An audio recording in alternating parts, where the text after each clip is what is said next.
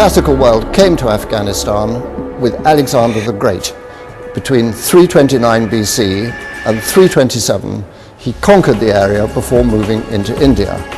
But he left behind him settlers, cities that he'd founded, and of course, being Greeks, they expressed their culture.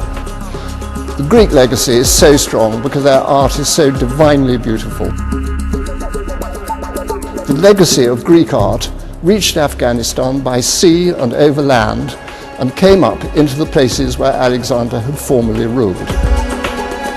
Ayhanum was a city that was founded by one of Alexander the Great's generals in 300 BC. It was really the furthest outpost of the Greek Empire. We know so much of it from a Greek site of a big city on the banks of the river Oxus, miles away from Greece, as far as Tasmania from London, one feels.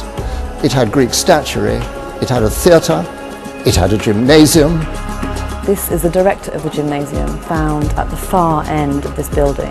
He's very much of the tradition of Greek sculpture, and he would have probably paid for the gymnasium in the city of Ayhanum.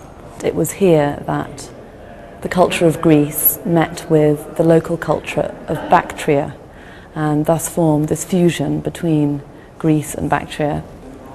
This figure here is the statue of Heracles, who later became Hercules. His body is not as idealized as he would have appeared in Greece.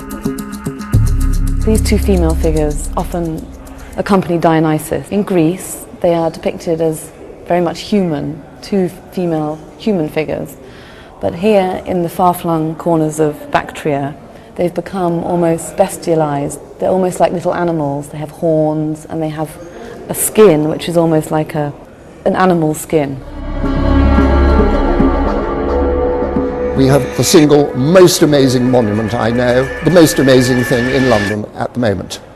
Well, that's a big claim, but I'll explain why.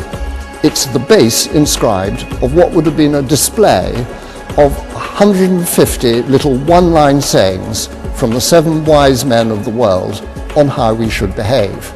They're not very dramatic. When you're young, study hard. When you're a young man, be sober. Very good advice.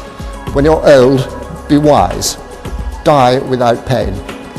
And that was found in the central shrine of the city. Unfortunately, the area became involved in the civil war and the war with the Russians. And indeed, there was a mortar post just by the city lobbing rockets to people on the other side of the river Oxus. And when that was over, the site was cross-ploughed by people with bulldozers thinking that they could find treasure. This, of course, is disastrous. It destroys all the stratigraphy and the wonderful things that could have been found for Afghanistan of the future. I have been to Afghanistan. I've been 3 times. It breaks my heart to think of what is happening to some of the most wonderful people I've known in my lifetime. But you have to see the setting. You marvel at how an army 40,000 strong could have been brought into this area by the great commander, Alexander. Once you see the landscape, and once you stand, as I once stood, on the join of the Oxus and Koksha River, you simply think, I'm dreaming.